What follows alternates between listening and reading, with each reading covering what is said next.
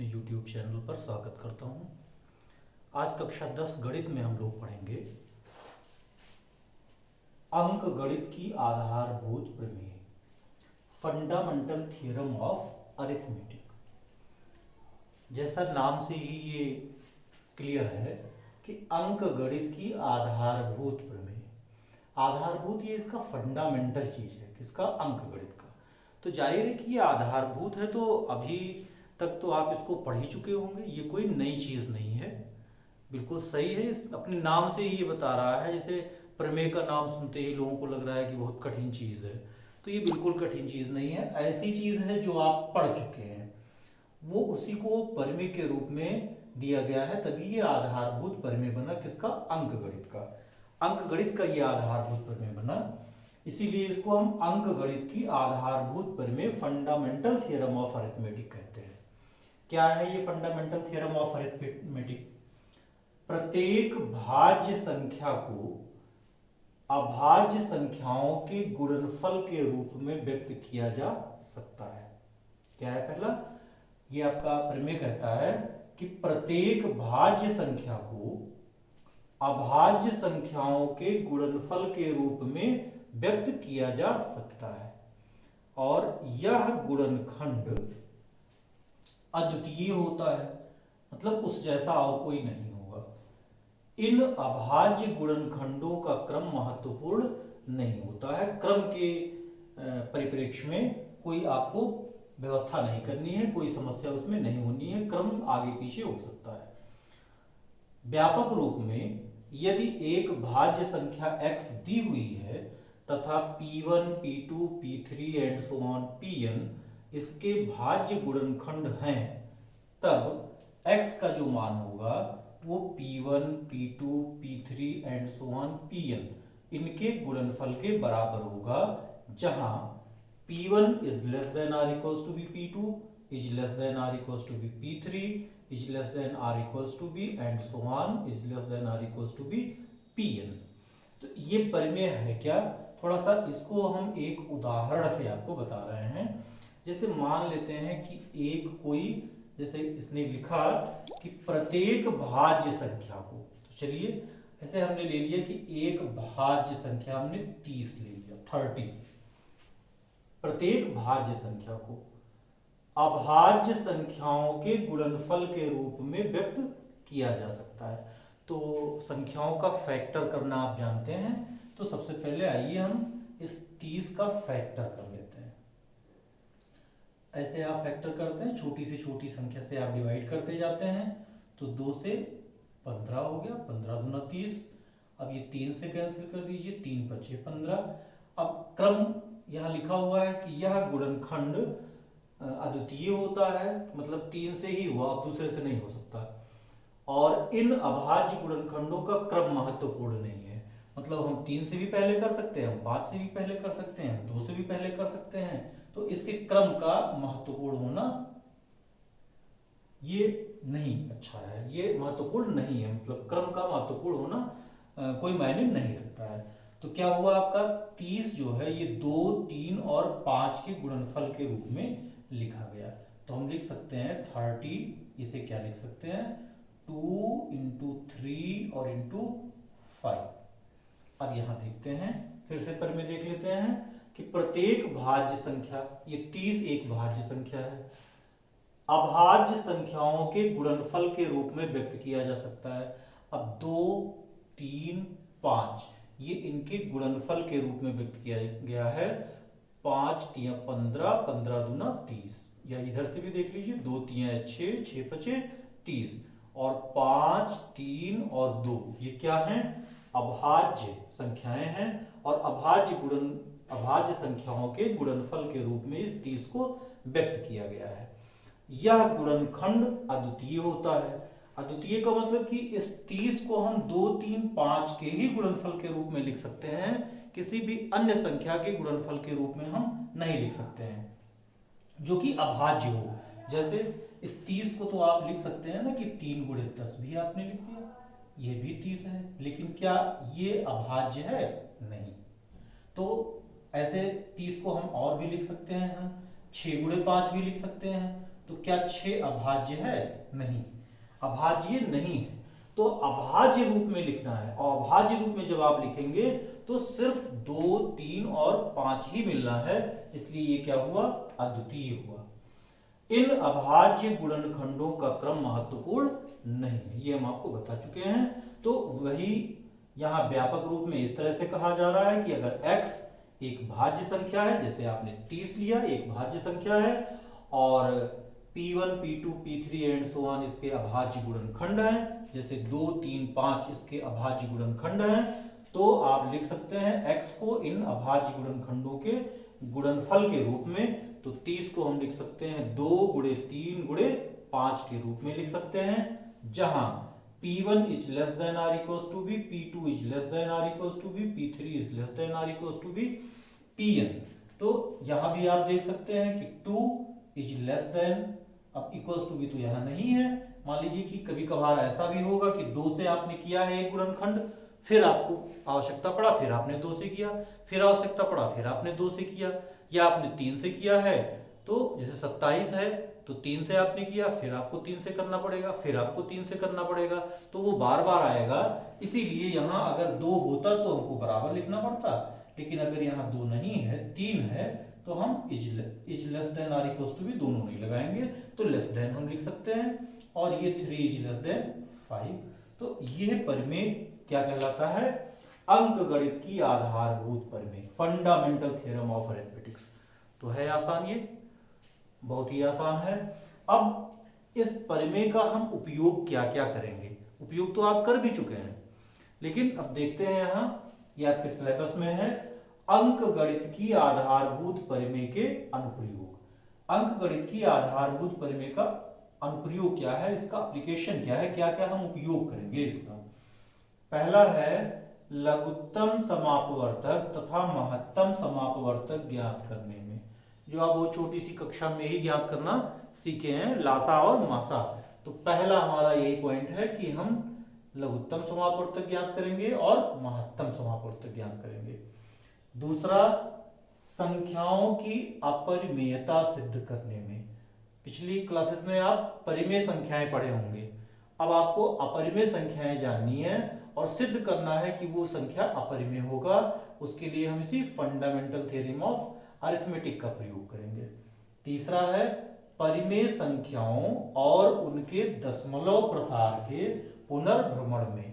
दशमलव का प्रसार आप जानते हैं, भिन्न को दशमलव में बदलने के लिए दशमलव भी 2 तरह का जानते हैं, तो उसके दशमलव के प्रसार के पुनर्भ्रमण में हम इसका प्रयोग करेंगे।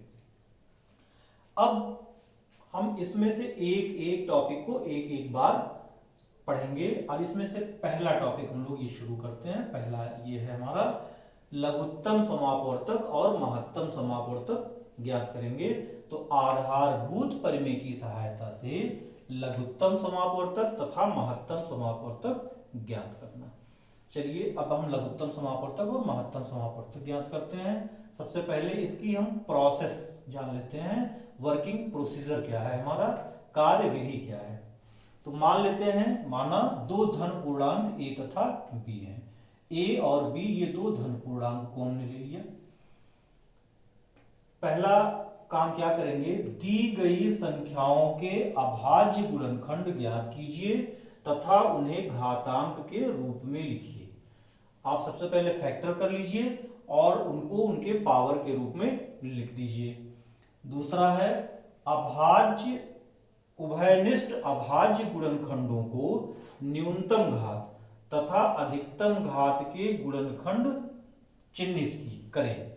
आपको जो आपके उभयनिष्ठ अभाज्य गुणनखंड आए उनके न्यूनतम घात को आप चिन्हित कर दीजिए और अधिकतम घात को के गुणनखंडों को आप चिन्हित कर दीजिए। तीसरा 2 पॉइंट है, एक हमको लासा ज्ञात करना है, एक मासा ज्ञात करना है।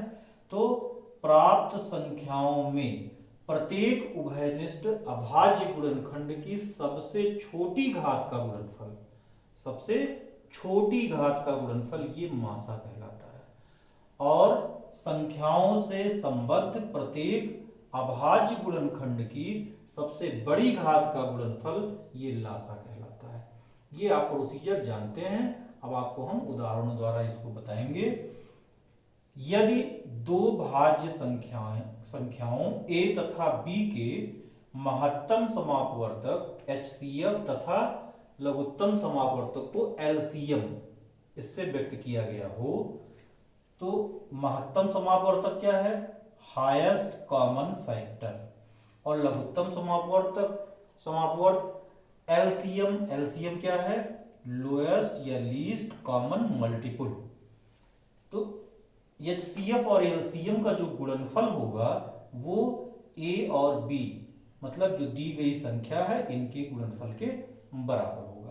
तो इसको हम इसी एग्जांपल से देखते हैं। जैसे हमने 30 लिया था और चलिए अब आपको ये 30 मालूम हो गया 30 का, और इसी तरह से एक कोई संख्या हम और ले लेते हैं। मान लीजिए हमने ले लिया 45 का भी इस तरह से हम गुणनखंड कर दें। दो संख्या जैसे यहां कहा गया, इस प्रोसीजर को हम ऐसे एक उदाहरण से समझ रहे हैं कि दो संख्याएं A तथा B ली गई। तो एक संख्या मान लीजिए कि 30 ले लिया गया था और एक संख्या में से 45 ले रहे हैं, 45 हमने ले लिया। तो 45 का फैक्टर कर दीजिए, 2 से ये कैंसिल नहीं होना है तो 3 से करेंगे। 3 कन्नम 3 पचे 15 और 3 पचे 15 हो गया और 5 कन्नम 5 हो गया। तो 45 को हम क्या लिख सकते हैं? 3 गुणे 5। तो 3 दो बार है, इसलिए इसको घात के रूप में लिख दे रहे हैं। तो आप देखिए यहाँ थोड़ा सा ध्यान ये रखा करिए, आप जब इस तरह से लिखेंगे तो अगर इस तरह से लिखेंगे तो कुछ ज्यादा ही आसान आपके लिए रहेगा। 3 पर घात 2 और गुणे 5, ये 2 के नीचे का जगह छोड़ दीजिए, जैसा कि आप लोग पिछली कक्षाओं में लासा या मासा ज्ञात करने में करते रहे हैं। तो ऐसा करने से आपको बहुत ही आसानी हो जाएगी। अब देखिए हमें मालूम हो गया कि 30 का और 45 का ये फैक्टर क्या है। सबसे पहले क्या हुआ? दी गई संख्याओं के अभाज्य गुणनखंड ज्ञात कीजिए तथा उन्हें घातांक के रूप में लिखिए। तो हमको 30 और 45 दिया गया था, 30 और 45 के हमने फैक्टर कर लिए और इन अभाज्य गुणनखंडों को उनके घात के रूप में हमने लिख लिया। उभयनिष्ठ अभाज्य गुणनखंडों को न्यूनतम घात तथा अधिकतम घात के गुणनखंड चिन्हित करें। तो उभयनिष्ठ अभाज्य गुणनखंड जो इन दोनों में उभयनिष्ठ हो। तो उभयनिष्ठ क्या है? उभयनिष्ठ हमारा 3 है, उभयनिष्ठ हमारा 5 है। तो उभयनिष्ठ गुणनखंड का आप देखिए जो इसका न्यूनतम घात है, न्यूनतम घात इन दोनों में न्यूनतम घात 1 और अधिकतम घात 2 और इन दोनों में न्यूनतम घात वही है 1। तो ये आप चिन्हित कर लीजिए। फिर देखिए तीसरा का ए है प्रत्येक प्राप्त संख्याओं में प्रत्येक उभयनिष्ठ अभाज्य गुणनखंड की सबसे छोटी घात का गुणनफल, ये मासा कहलाती है। तो अब यही हमको जैसे ज्ञात करना है, तो अब जैसे हमको मासा ज्ञात करना है तो मासा इस संख्या का क्या होगा? जो कॉमन है और उस कॉमन का जो सबसे छोटी घात होगा उसी छोटी घात को आप लिख लीजिए। जैसे 3 यहाँ है और 3 पर घात 2 है तो इसकी छोटी घात लिख लीजिए, 3 पर घात 1। ऐसे 5 है तो 5 का घात 1 है, ये दोनों में ही है, ऐसे लिख लेते हैं। तो क्या हो गया इसका गुणनफल कितना हो गया? 5 तिया 15। तो 30 और 45 का महत्तम समापवर्तक कितना होगा? 15। तो ये एक मासा ज्ञात करने का था और ऐसे ही इससे हम लासा भी ज्ञात कर सकते हैं। तो इस 30 और 45 का लघुत्तम समापवर्तक क्या होगा? लघुत्तम समापवर्त है आपका, देखिए संख्याओं से संबद्ध अभाज्य गुणनखंड की सबसे बड़ी घात का गुणनफल।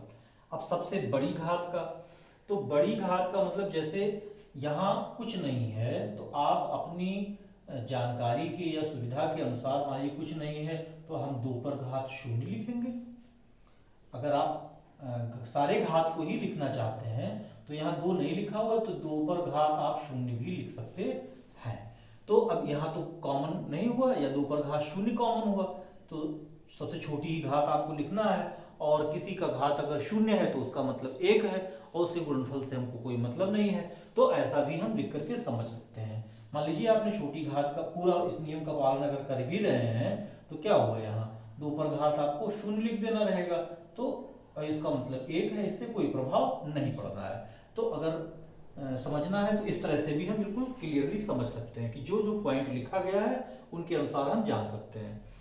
और लासा ज्ञात करने के लिए अब बड़ी घात का हम प्रयोग करें। अब बड़ी घात में देखिए, इस जो उभयनिष्ठ है इसमें बड़ी घात आपका क्या हुआ, 2 पर घात 1, फिर गुणे 3 पर घात 2, ये आपकी बड़ी घात हुई, और 5 दोनों में है तो 5 पर घात 1, तो इसे हम क्या लिख देंगे, ये हो गया आपका 2, ये हो गया आपका 9, और ये हो गया आपका 5। तो क्या हो गया, 2 9 18, 18 5 90। तो इसका लघुत्तम समापवर्त क्या हो गया, लघुत्तम समापवर्त हमारा हो गया 90। हल करना सीखेंगे। उसमें पहला हम लोगों ने ज्ञात करना सीखा है कि संख्याओं के हम एलसीएम या एचसीएफ कैसे निकालते हैं। तो इसमें कुछ प्रश्न दिए गए हैं। ये पहला है हमारा, ये पहला प्रश्न है, निम्नलिखित को अभाज्य गुणनखंड के रूप में व्यक्त कीजिए। ये आपको दिया है, पहला 135, दूसरा दिया है 195, और तीसरा दिया गया है 240। तो आइए इसको हम हल करना सीखते हैं। तो ये पहला जो हमारा है, इस पहले का सॉल्यूशन देखते हैं, पहले का हल देखते हैं। क्या करना है, इसमें पहला है हमारा 135। 135 का हमें क्या करना है, अभाज्य गुणनखंड के रूप में व्यक्त करना है। तो आप 135 का अभाज्य गुणनखंड कर दीजिए। लास्ट में 5 है इसलिए ये 5 से कटेगा, 5 दूना 10, 3 बचा, इसमें 10 घटा दीजिए तो 3 बचा, 35 हो गया, 5 सते 35 हो गया, फिर 27 है, 3 से कटेगा, 3 9 27 हो गया, फिर 3 तिहाई 9, और फिर ये 3 से कैंसिल हो गया, 1 हो गया। अब यहाँ हम देख सकते हैं कि 135 को हम 3 के और 5 के, इनके घात के गुणनफल के रूप में लिख सकते हैं। तो 3 कितनी बार है, 1 2 और 3, तो 3 का घात 3 लिख देंगे, और 5 एक ही बार है, तो आप लिखना भी चाहें तो 5 का घात 1 लिख सकते हैं। तो ये अभाज्य गुणनखंड के रूप में आपका 135 हो गया। अगर हम इनका गुणनफल लेंगे तो भी आपका उतना ही आएगा, 3 तिहाई 9 तिहाई 27, और 27 बचे 135। ऐसे ही दूसरा वाला देखते हैं। दूसरा है हमारा 195। इसी तरह से इसको भी करते हैं। 195 को हम फैक्टराइज करते हैं। सबसे पहले 5 से कैंसिल करते हैं, तो 5 तिया 15 हो गया, 19 में से 15 घटा दिए 4 आ गया, और 5 ये, तो 4 5 ये हो गया 45, तो 5 9 45 हो गया। फिर 3 से आप कैंसिल कर दीजिए, 3 का 9 3, और 3 तिया 9, और अब 13 एक अभाज्य संख्या आई है। तो इस तरह से हम लिख सकते हैं 195 को इनके गुणनफल के रूप में लिख सकते हैं। क्या क्या, 3 5 और 13, इनके गुणनफल के रूप में हम लिख सकते हैं। ऐसे अगला देखते हैं। तीसरा है हमारा 240। तो 240 का फैक्टर करते हैं, 2 से कैंसिल करते हैं, 2 का 2, 2 दूनी 4, 0 हो गया। फिर 2 से करते हैं, 2 छक 12, 0 उतार लिया, 60 हो गया। फिर 2 से करते हैं, 2 तिहाई 6, और 0 हो गया। किसी जल्दबाजी की कोई आवश्यकता नहीं है। जिस तरह से आपको विभाज्यता मिलती जाए उसी तरह से आप उसको भाग देकर के कैंसिल करते जाइए, उसका ये तरीका है। फिर 2 से करिए, 2 से हो गया 15, फिर 3 से करिए, 3 बचे 15 हो गया। फिर 5 से कर दीजिए, और 5 9 5 हो गया। अब देखिए 240, ये 240 में कौन कौन से हमारे प्राइम फैक्टर बन रहे हैं, एक 2 का बना, एक 3 है और एक 5 है। तो हम लिख देंगे 2 गुणे 3 और गुणे 5, जिसमें 5 आपका एक बार है, 3 आपका एक बार है, लेकिन 2 1 2 3 4 ये 4 बार है। तो 2 पर घात 4, 3 पर घात 1 और 5 पर घात 1 घात के रूप में भी हम ऐसे व्यक्त कर सकते हैं। तो ये पहला था आपका। फिर देखते हैं दूसरा है अभाज्य गुणनखंड विधि द्वारा 90 तथा 144 का HCF तथा LCM ज्ञात कीजिए। अभाज्य गुणनखंड विधि द्वारा आइए इसको ज्ञात करते हैं 90 और 144 का।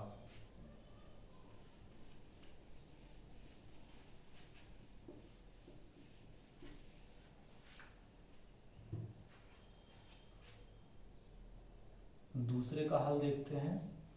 हमें 90 और 144 का सबसे पहले क्या करना होगा, गुणनखंड करना होगा। तो 90 हमने ले लिया, 90 का गुणनखंड कर दीजिए। तो 2 से कैंसिल करिए, 2 से करेंगे 45 हो गया, 3 से ये 3 गुणन 3, 3 पचे 15, फिर 3 से करिए 3 पचे 15 और फिर 5 से 5 गुणन 5। तो 90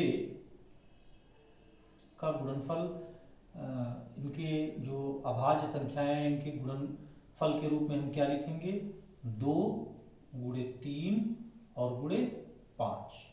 2 कितनी बार है, एक बार। 3 कितनी बार है, 2 बार। 5 कितनी बार है, एक बार। तो हमने 90 का फैक्टर कर लिया। अब फिर हमारा अगला क्या है, 144 144 144 का फैक्टर करिए, 2 से कैंसिल करिए, 2 सते 14, 2 दूनी 4, फिर 2 तियां 6, 1 7 12 हो गया, 2 छक 12, फिर 2 से करिए ये 18 हो गया, फिर 2 से करिए 2 9 18 हो गया, फिर 3 से होगा 3 तियां 9, फिर 3 से कर दीजिए 3 का 9 3। अब देखिए यहीं लिख दीजिए 144 का भी, 144 का क्या लिखेंगे, ये 2 के अभाज्य गुणनखंड में है और फिर 3 का है, 5 इसमें आया नहीं है।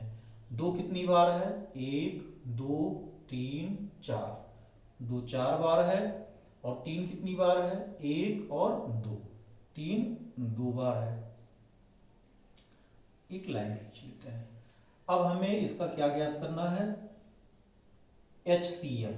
तो HCF आप लिख दीजिए। HCF क्या होगा, नियम के अनुसार हम जानते हैं कि जो उभयनिष्ठ आपके प्राइम फैक्टर्स हुए, उभयनिष्ठ अभाज्य गुणनखंड हुए, उसका न्यूनतम घात का गुणनफल ये HCF होगा। तो न्यूनतम घात ले लेते हैं, ये कॉमन है हमारा, देखिए 2 है, 2 के नीचे ही लिखे हैं, और इसका न्यूनतम घात कौन सा है, न्यूनतम घात 2 पर घात 1 है, तो हमने लिख दिया 2 पर घात 1 गुणे, और यहाँ तो 3 पर घात 2 दोनों में है, तो 3 पर घात 2 हमने लिख दिया। क्या हो गया, ये 2 और 3 पर घात 2, तो 3 का वर्ग कितना हो गया 9, कितना हो गया ये 18। तो इस तरह से हमारा HCF क्या आ गया, HCF हो गया हमारा 18। LCM हमें ज्ञात करना है, LCM भी इसी तरह से ज्ञात करते हैं, लेकिन अब की बार जो कॉमन है उसका हाईएस्ट फैक्टर लेना है। तो यहां देखिए इसमें हाईएस्ट फैक्टर आपका क्या हो गया, 2 पर घात 4, ये इसका फैक्टर ज्यादा है, घात ज्यादा है। फिर देखिए गुणे 3 पर घात 2, तो 3 पर घात 2 ही लिखना होगा। और यहाँ देखिए यहाँ कुछ नहीं है, तो अगर आप लिखना भी चाहें तो यहाँ 5 पर घात 0 लिख सकते हैं।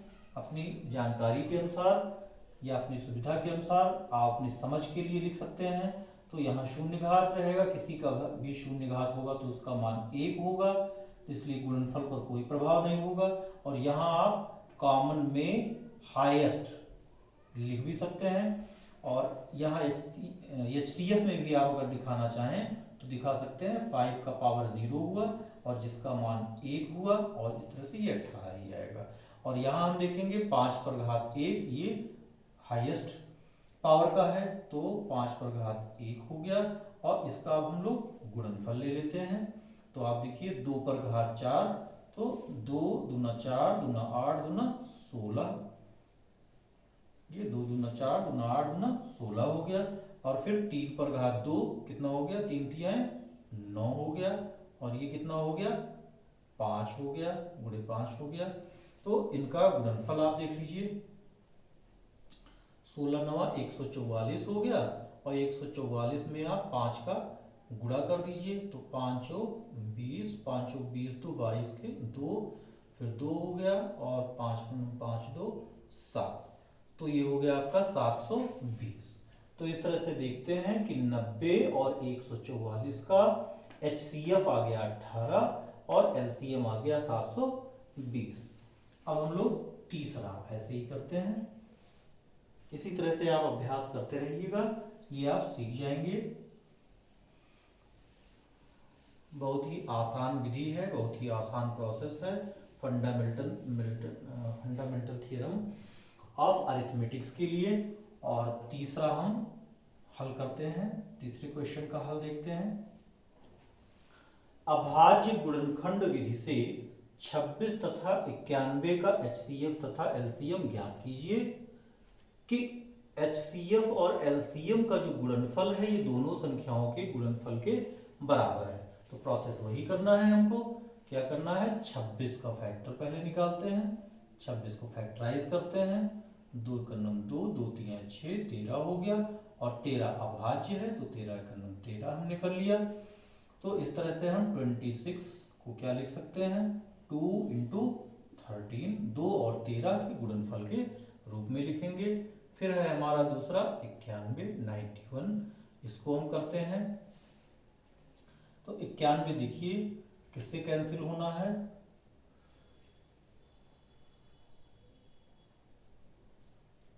2 से ये कैंसिल नहीं हो सकता है। 3 से भी आप देखिए 3 से नहीं कैंसिल होगा। 4 से आप देखिए 4 से भी इसकी विभाज्यता नहीं है। 5 से नहीं है, 6 से भी नहीं है।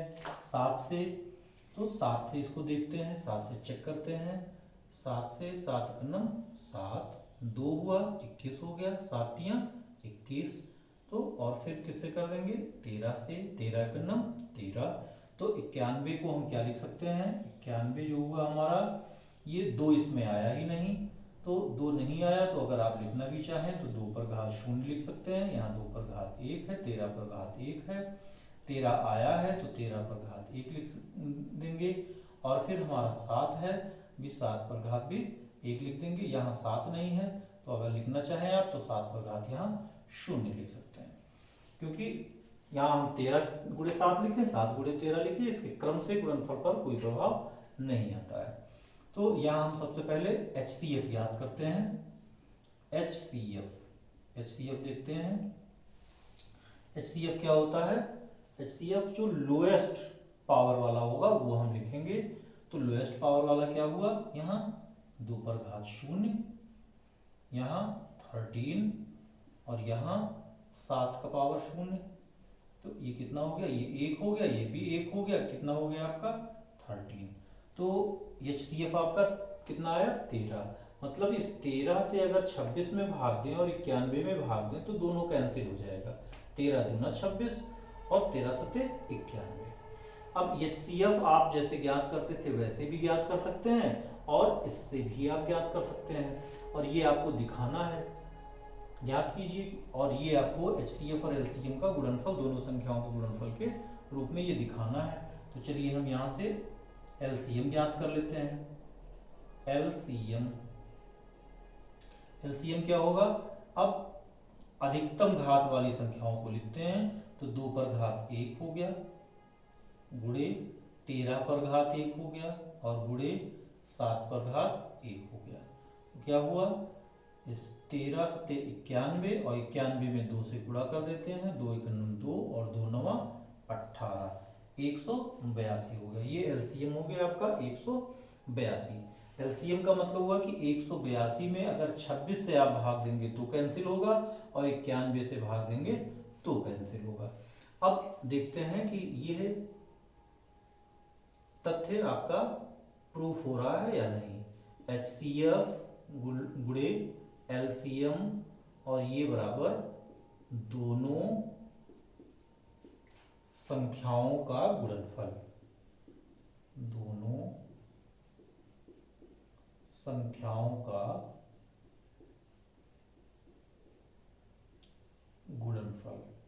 HCF कितना आया, HCF है हमारा 13 लिख दीजिए।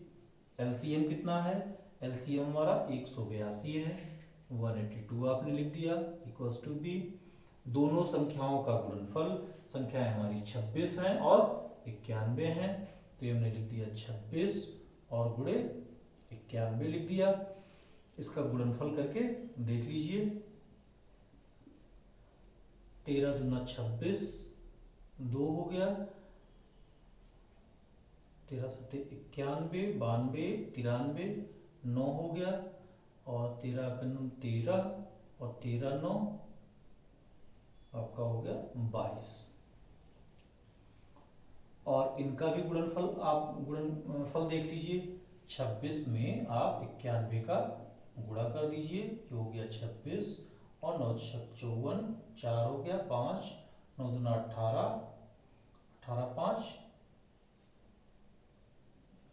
23, 9 54 के 4 5 हो गया, 9 दूना 18, 18 और 5 23 हो गया, तो ये 6 हो गया, और 4 और 2 ये 6 हो गया, और ये 3 हो गया, और ये 2 हो गया। यहाँ गुणनफल कुछ गड़बड़ आ रहा है लग रहा है, तो 182 तो हमारा आया है, 13 सत्ते 91, 91 में 2 से हम गुणा करें तो 2 एकम 2 और 2 नवा 18 हो गया, हाँ 182 ही है। और 13 से इसमें गुणा कर दें तो 3 दूनी 6 और 3 अठे 24, 4 2, 3 कन्नम 3 2 5 और 1 दूना 2 और 1 अठे 8 और 1 कन्नम 1, ये 6 हो गया, 4 2 6 हो गया, 8 5 13, 3 हो गया, और 1 और 1 2 हो गया। नहीं 2366 ये है, तो गलत हो गया था, ये 2366 यहाँ भी आया, और यहाँ भी आपने 26 और 91 का गुणा किया, कितना आ गया, ये 2366 हो गया।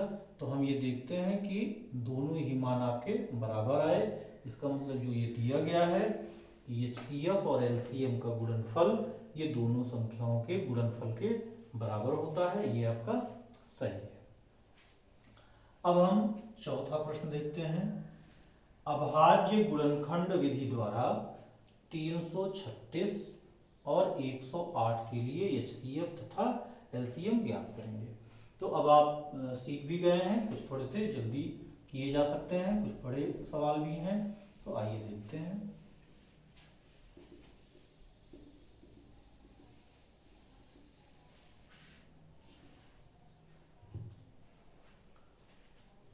चौथा देखते हैं, चौथे का हल है।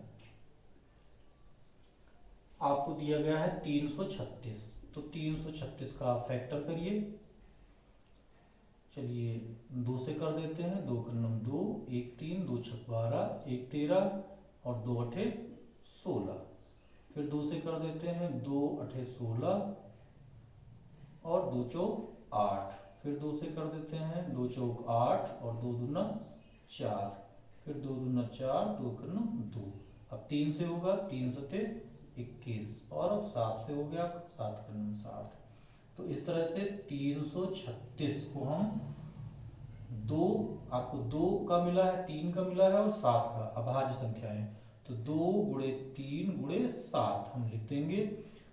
7 और 3 ये एक एक बार है, और 2 आपका 1 2 3 4 बार है, तो 2 पर घात 4 लिख देते हैं।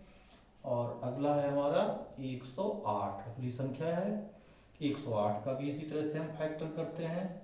तो 2 पचे 10 और 2 चौक 8 और 2 दूना 4 और 2 सते 14 और 3 नवा 27 और 3 कन्नम 3। तो इसे भी हम लिख सकते हैं 108, दो दो कितनी बार है, दो दो बार है, दो पर घात दो लिख दिया, गुणे तीन कितनी बार है, तीन दो बार है तो तीन पर घात दो लिख दिया। चाहे आप यहाँ लिखें या इसको छोड़ दिया करें, सात पर घात शून्य अगर यहाँ लिख रहे हैं तो यहाँ सात पर घात एक कर दिए, तीन पर घात एक कर दीजिए। इसका क्या ज्ञात करना है, HCF ज्ञात करना है। तो HCF आप लिखिए, HCF मतलब आपका लोअर पावर वाला लिखना है तो दो पर घात दो, यहाँ लोअर पावर है तो दो पर घात दो हो गया। तीन के लिए देखते हैं, तीन का घात एक, ये कम पावर वाला है, और यहाँ 7 पावर 0 ये भी आप लिखेंगे। तो इस तरह से हो गया, दो पर घात दो का मतलब 4, तीन पर घात एक का मतलब 3, और सात पर घात शून्य का मतलब 1, और कितना हो गया ये 4 तियां 12। तो आपका HCF कितना हो गया 12। LCM देखते हैं, LCM क्या होगा, LCM का मतलब हो गया हाईएस्ट पावर लेना है।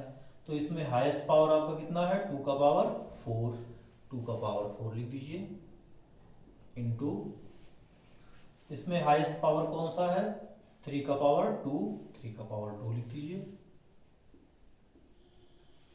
फिर यहां देखते हैं, यहाँ हाईएस्ट पावर कितना है 7 का पावर 1, 7 का पावर 1 लिख दीजिए। दो पर घात 4 तो 2 दूना 4, दूना 8, दूना 16, 16 हो गया। फिर 3 पर घात 2 माने 3 तियां 9 हो गया। फिर गुणे 7 हो गया, कितना हो गया ये 16 9 144, और 7 से आप गुणा कर दीजिए, 7 चौक 28, 7 चौक 28 दो 30 के शून्य, 3 7 7 और 7 3 10, 7 चौक 28, 7 चौक 28 दो 30 के शून्य 2, 7 7 7 तो 9, कितना हो गया ये 908। तो LCM हमारा हो गया 908 और HCF हमारा हो गया 12। अब हम लोग 5वां सवाल देखते हैं। अभाज्य गुणनखंड विधि से 6 तथा 20 का LCM और HCF ज्ञात करिए। इसको भी इसी तरह से हम लोग सीखेंगे, बहुत आसानी से ज्ञात हो जाएगा। 5वां है, क्या करना है 6 का प्राइम फैक्टर निकालते हैं, 2 तियां 6 और 3 का 3। 6 को हम क्या लिखेंगे 2 गुणे 3, और इसी तरह से आपका 20 है तो 20 को भी निकाल लेंगे ऐसे ही। 20 का क्या हो गया 2 दहां 20 और 2 बचे 10 और 5 का 5। अब इसको भी लिख दीजिए।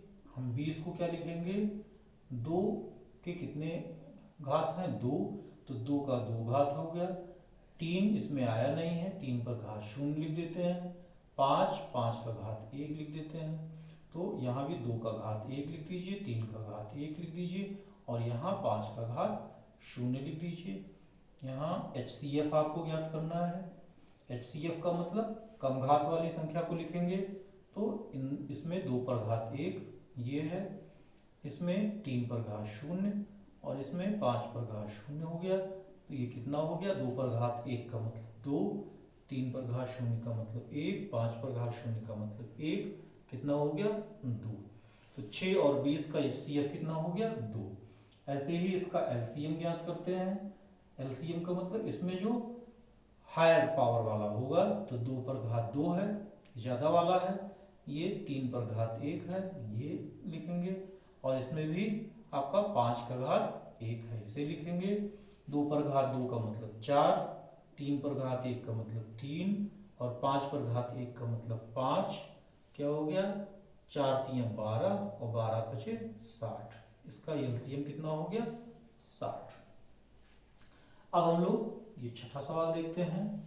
अभाज्य गुणनखंड विधि से किसका है 96 का व 404 का HCF ज्ञात करना है। तत्पश्चात उसका LCM भी ज्ञात कीजिए। तो चलिए इसका एलसीएम इस सूत्र को लगा करके ज्ञात कर लेंगे। जैसे यहाँ हम लोगों ने सूत्र को प्रूफ किया, तो इस सूत्र का भी अगर उपयोग करेंगे तो उससे भी हम एलसीएम ज्ञात कर सकते हैं। तो आइए यहाँ इसको इसी तरह से करते हैं। छठा है 96 का गुणनखंड करिए। 2 चौक 8, 1 9 और 2 8 16। फिर देखिए 2 दूना 4 और 2 चौक 8, फिर 2 कन्नम 2, 2 दूना 4, फिर 2 छक 12 और फिर 2 तियां 6 और 3 कन्नम 3।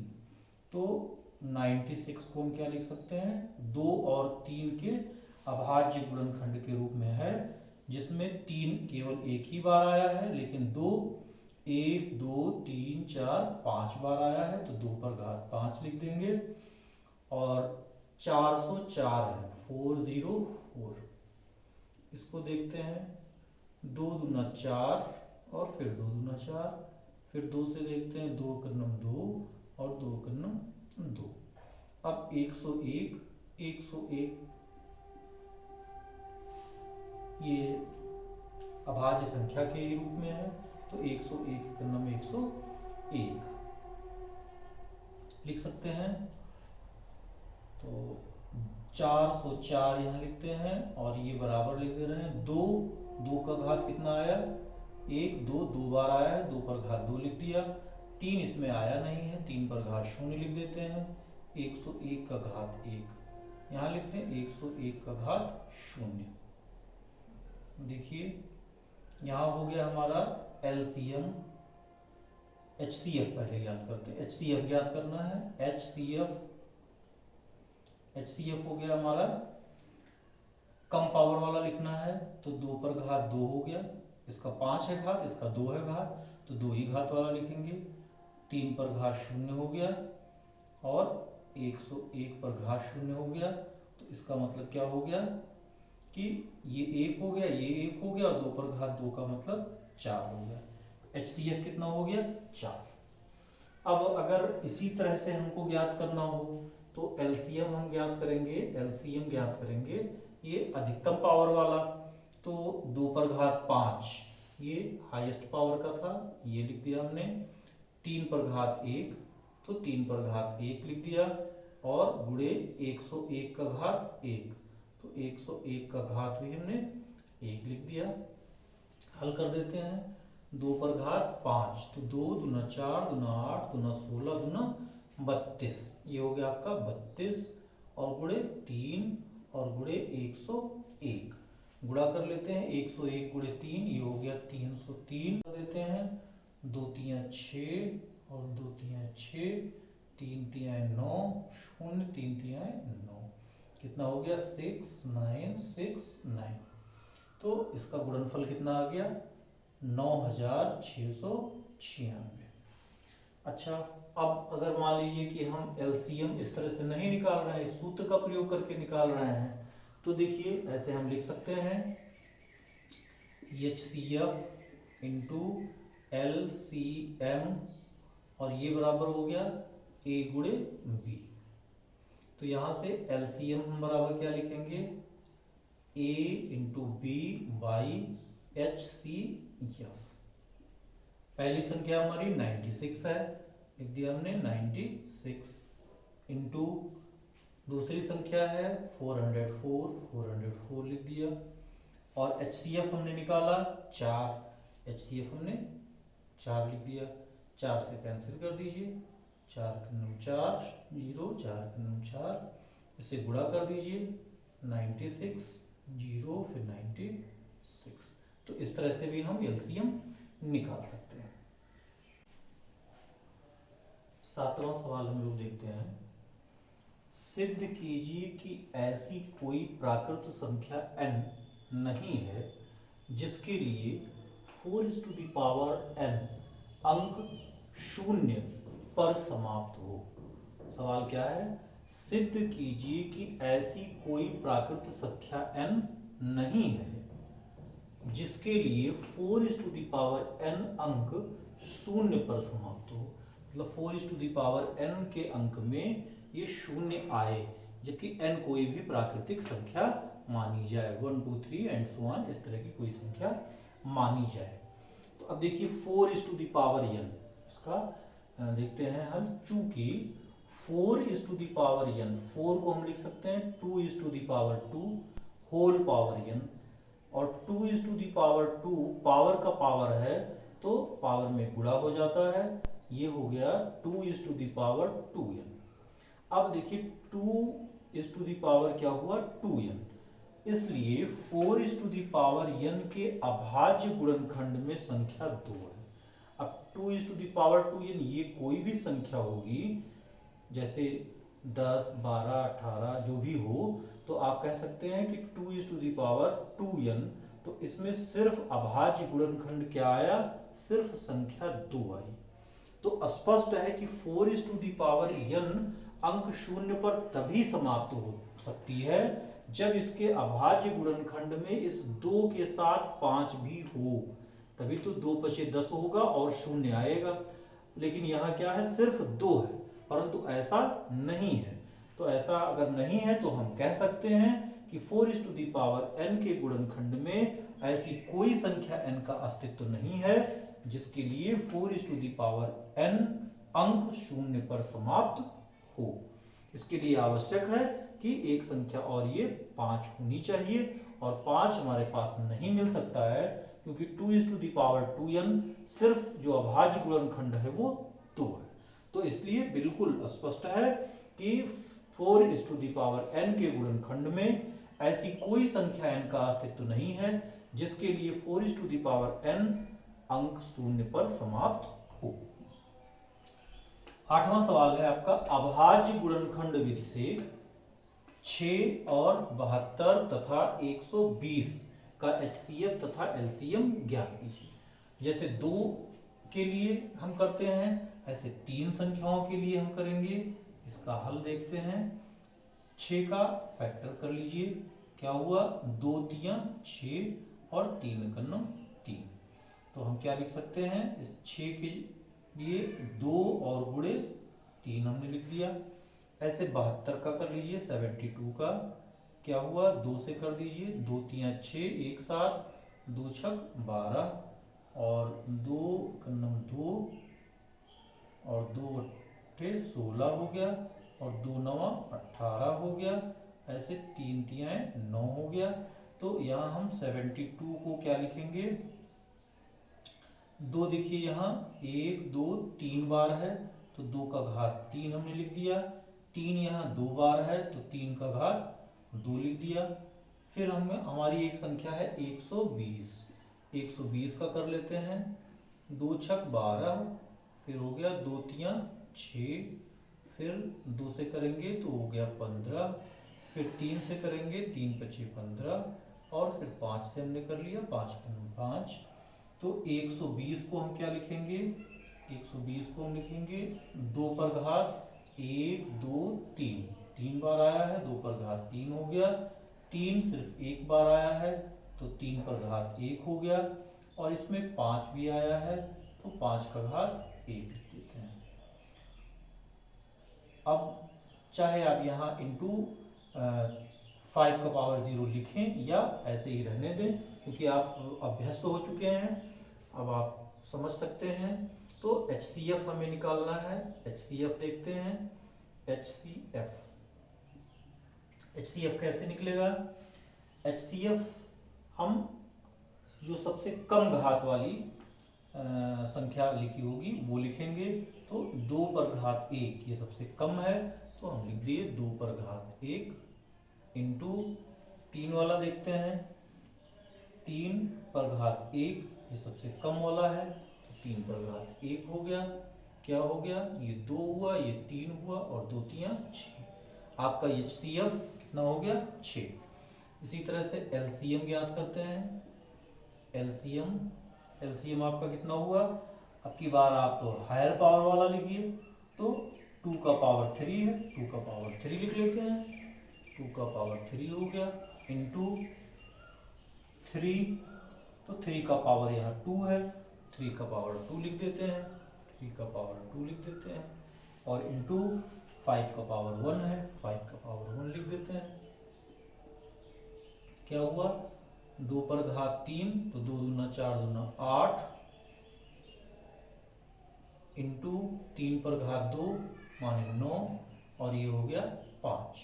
क्या हो गया 9 8 72 और 72 गुणे 5, 5 दूना 10 और 7 पचे 35 और 1 36। तो एलसीएम